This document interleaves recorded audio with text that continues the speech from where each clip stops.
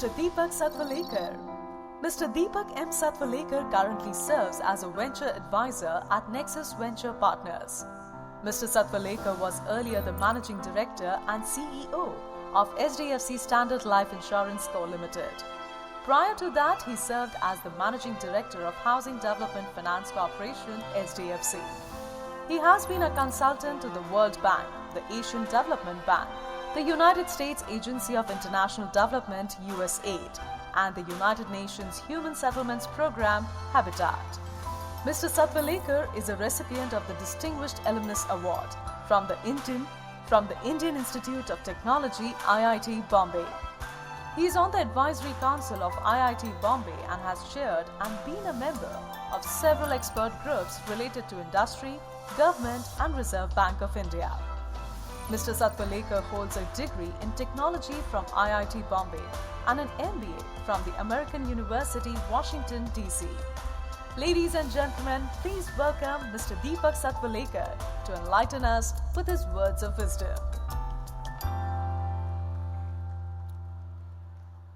Shri Deepak Satwalekar ji to address the conference.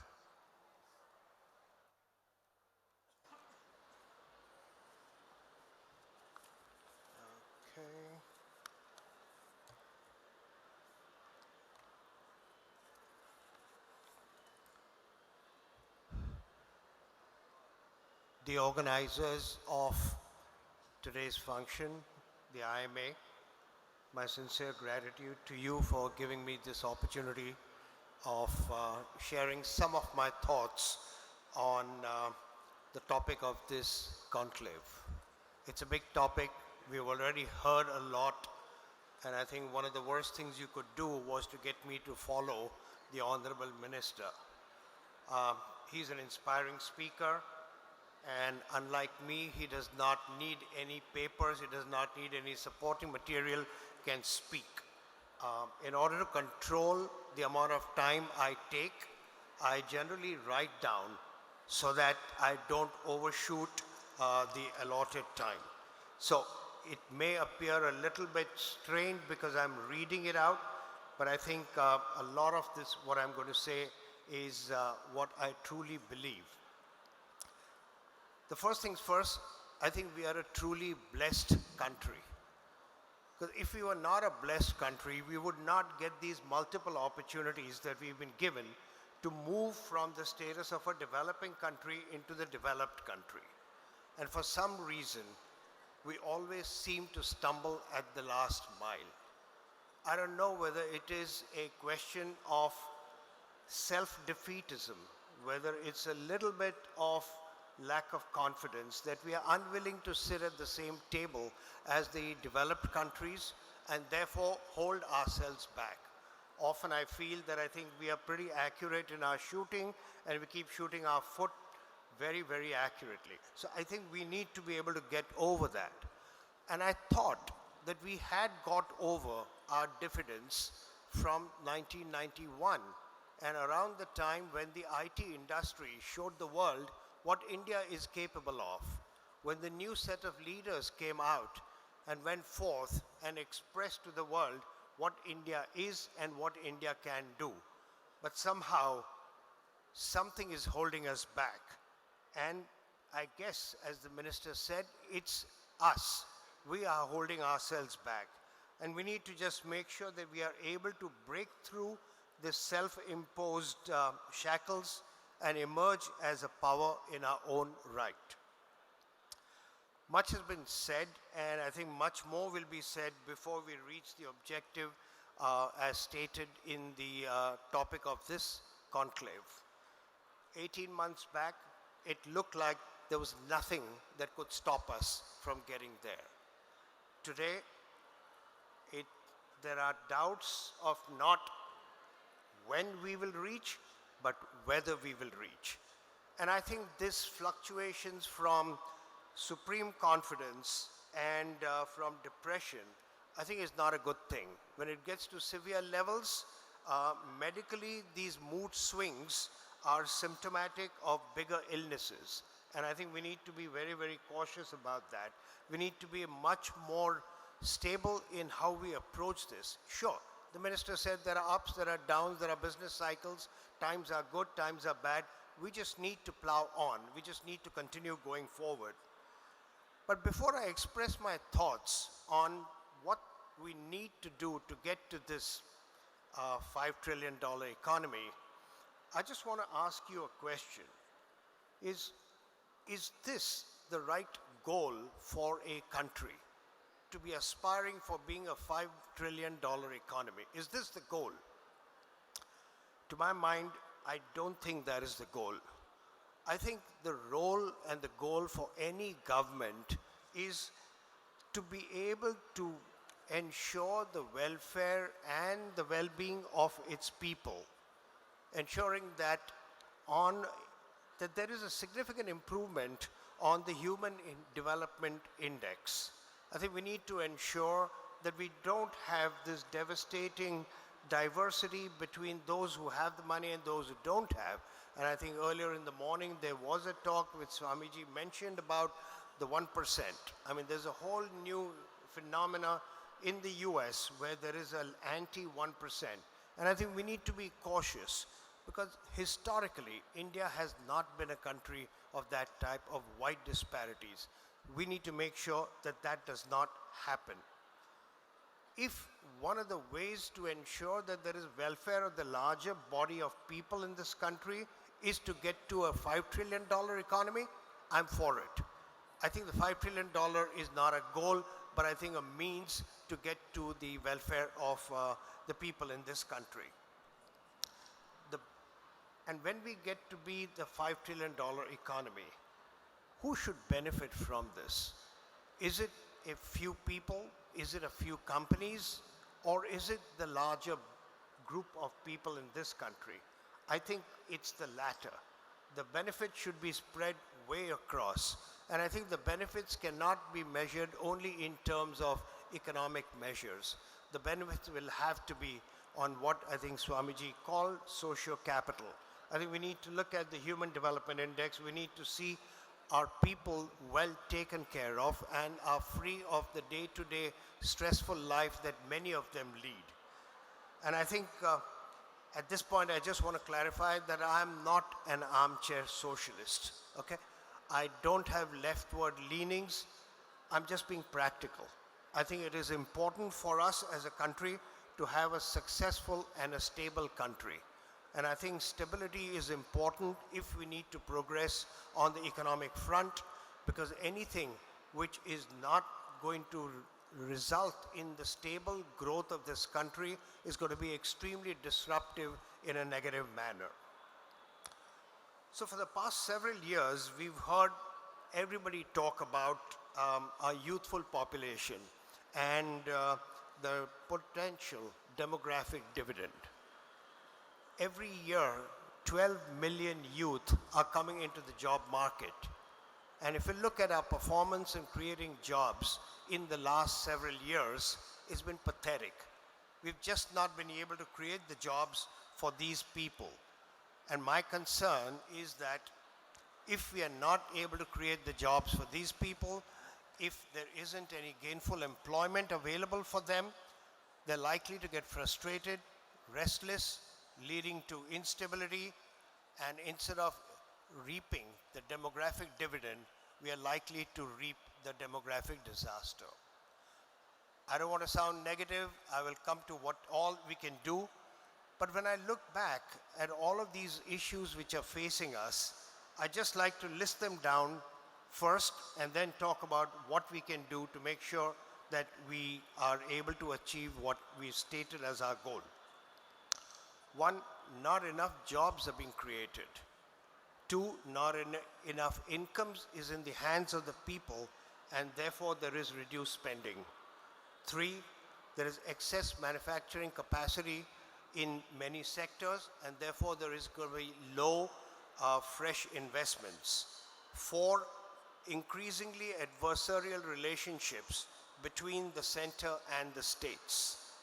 Five, politics taking precedence over what is good for the economy or for the people.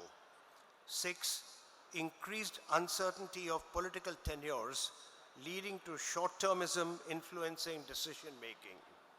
7, not enough thought being given to the future and what skills will be needed to succeed. And 8, our educational system lagging behind in providing appropriately qualified and trained manpower. So let's see if we can address them one at a time. And if you study our economy, you will see that a significant contribution to the total economy and the economic growth has been provided by the informal sector, or as is derogatorily generally called, the unorganized sector. It is far from being unorganized. It is significantly more organized than many of the large corporates that we can see. Not only do they contribute significantly to the GDP of the country, but they also contribute in a huge manner to the employment. They generate more employment today than in the formal sector. The other sector which contributes to the employment in a sizable manner is the rural economy.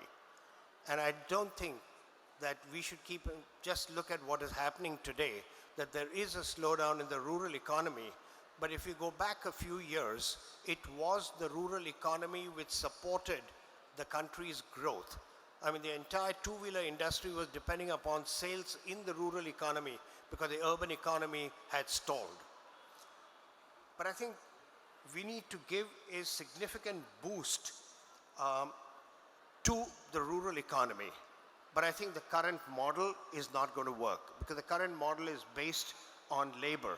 And there are tremendous labor shortages that the rural economy is experiencing. And these are because of certain unintended consequences of what we did. I think 12 years back, we introduced the Right to Education Act, a great thing by itself, making sure that every child is in school and gets educated and so on and so forth. But what I realize is that I know in the last 10, 12 years, I've spent a lot of time in the rural parts of the country or in the various slums to have a look at how the economically disadvantaged part of the country lives and works. We brought education into rural India. And I know this one mother that I met in the Kumaon region who said to me, he said, "You have done a big disservice to me. You have closed the doors for my son, but not opened another door for him." And when I inquired what she meant, she said, by giving him the education, you have now made him feel that he is too good to come and work in the fields. But you've not given him enough education to be able to get a job anywhere else. So he's not doing either. But where the children in the rural areas have got the education and have gone ahead and done well, they are now contributing to the labor shortage because they will not let their parents work in the field anymore. They said, "I have a white-collar job. I'm working. I can't have my parents working in the field." So the only reason I'm trying to say is I think we need to have a different model for rural economic growth because we will need that. Remember, as we become a $5 trillion economy, we are all going to eat better. And if we're going to eat better and we're not going to be importing, then I think we need to have our agricultural sector growing.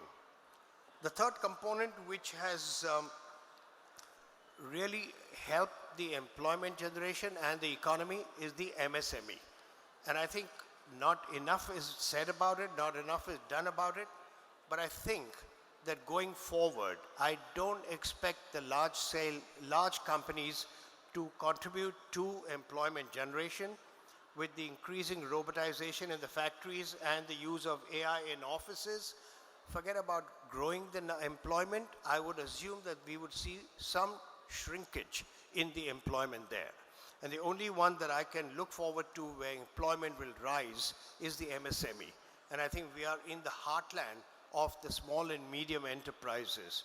And frankly, that's one of the things that I keep talking at the IIM Indore is how do we engage with the small and medium enterprises to be able to take them to the next level. The second one, whenever we've talked about the ease of doing business, and the government does talk about it a lot, or all that we have focused on are the large companies or the foreigners who want to invest in India. We have not focused on the ease of doing business for the MSME or for the informal sector. And I think it's time that we looked at it.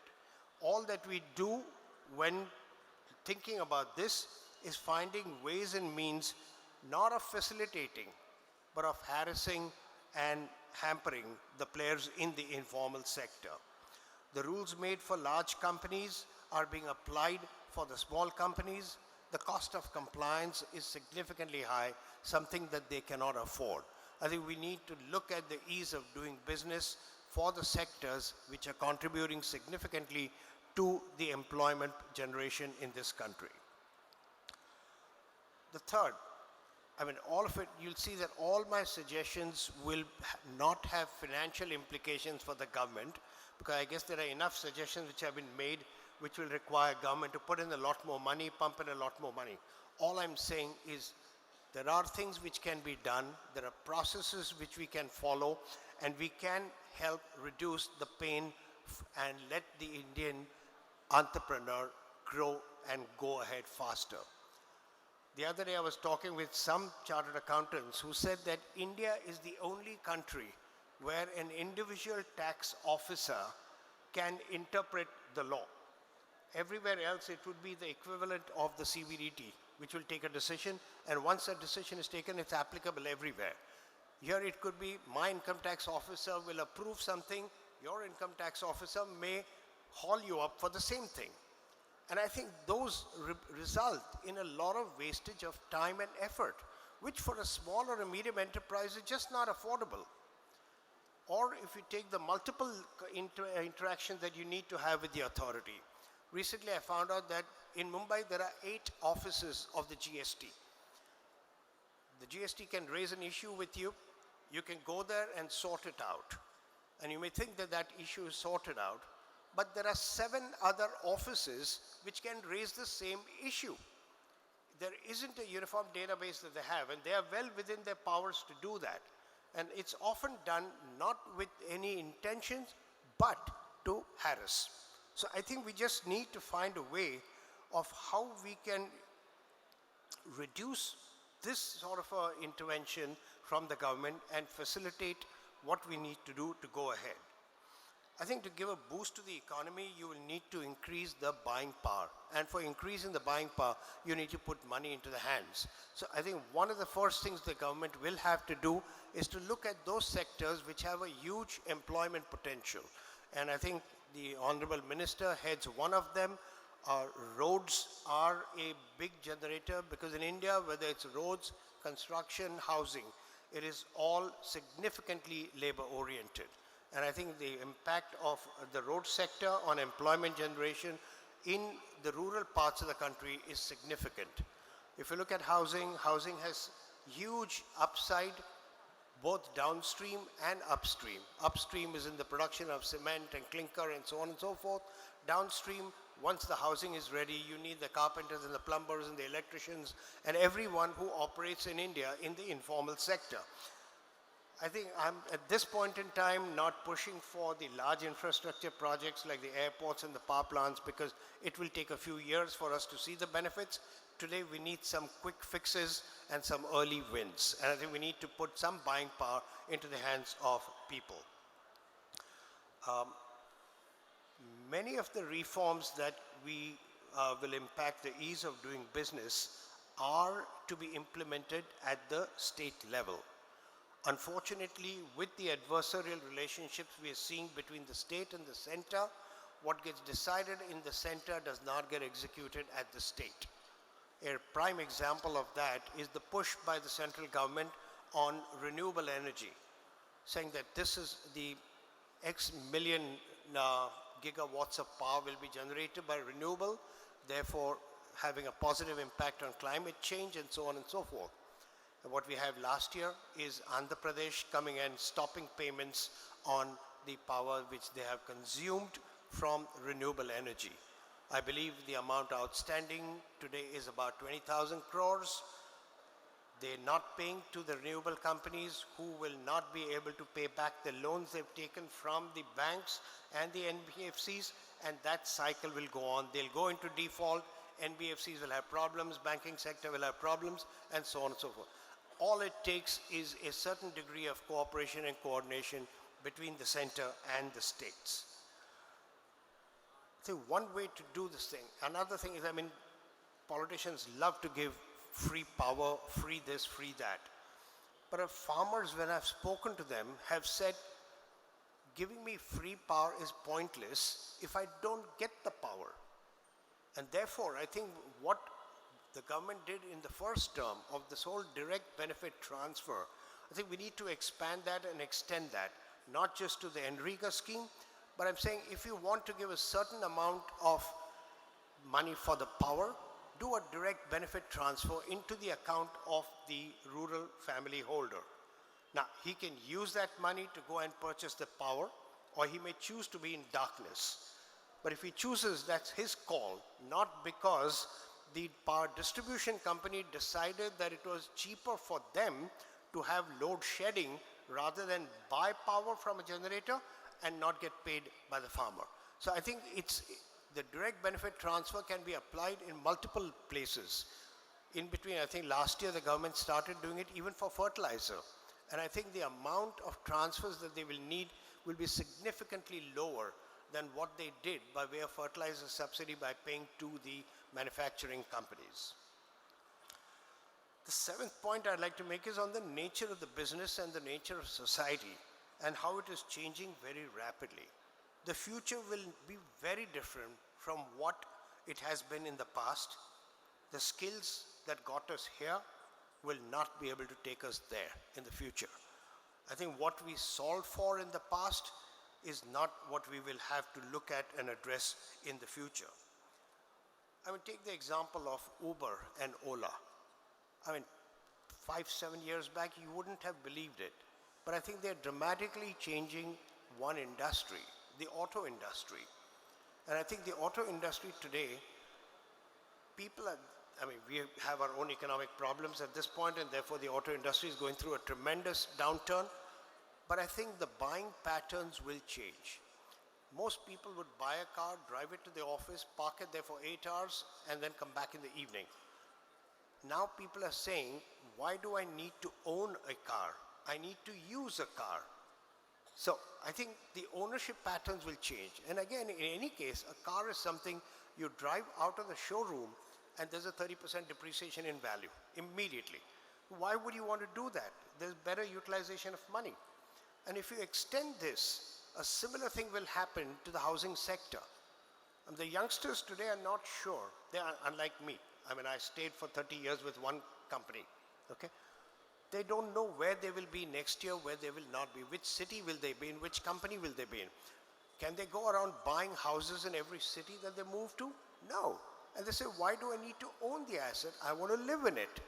So the whole ownership pattern of housing is more than likely to get institutionalized. And this is being helped again by a positive move that we've seen in the rental market. I think the rent laws are getting better implemented, and therefore it's not as skewed to the hands of the renter, the person who's taken it on lease, but the interest of the landlord is also being protected. And I think that will see a huge change in how it gets done. The last point is, I think, the education system, whether it's the primary school or it's the higher education. The most recent report from ASER, which does a statement of the education report every year, it came out 3 days back. And they're now saying that we need to change what we teach, even in the Anganwadis. From Anganwadis, you need to change, you need to go into the primary schools onwards to colleges, and eventually the management schools. I think what our whole education system has trained us is to memorize things and be able to regurgitate it. But if we are given a problem, we are very good at solving it. Okay? But we are unable to identify the problem. So we need someone to identify the problem. And that's why if you look at the Indian software industry, it's dominated by the service providers. There are very few product companies in India. They're all service providers.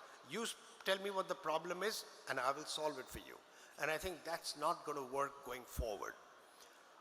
If we take the management schools, and I believe that the IIM Indore is already engaged in trying to reimagine what management education should be like so that they prepare graduates who will have to manage our economies in the 2030s and 2040s. Because it's not going to be what worked for us.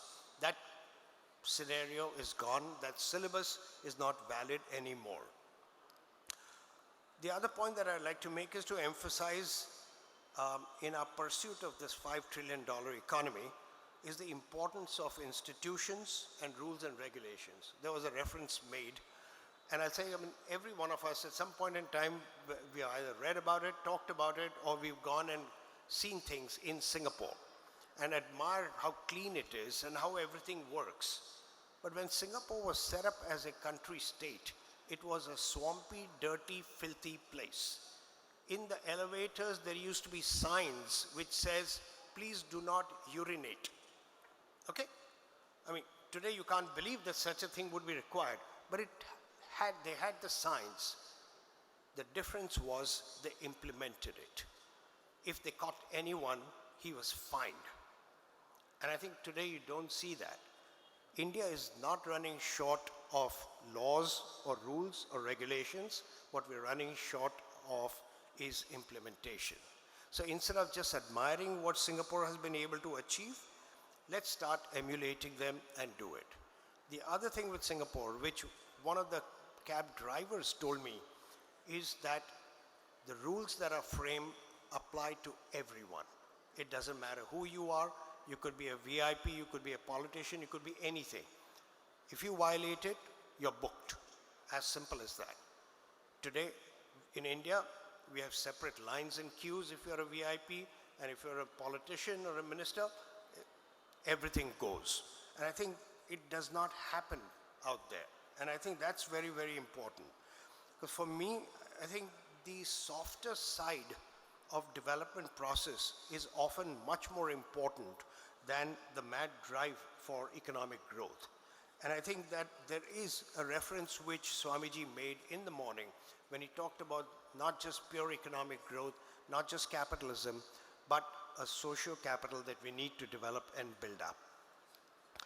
So in conclusion, I think my dream is to have an equitable, successful, and stable India where every person in the country can hold his head up high with self-respect and be proud to say that he is an Indian, irrespective of his caste, community, background. A country where merit matters and not who you know. Okay? Thank you very much.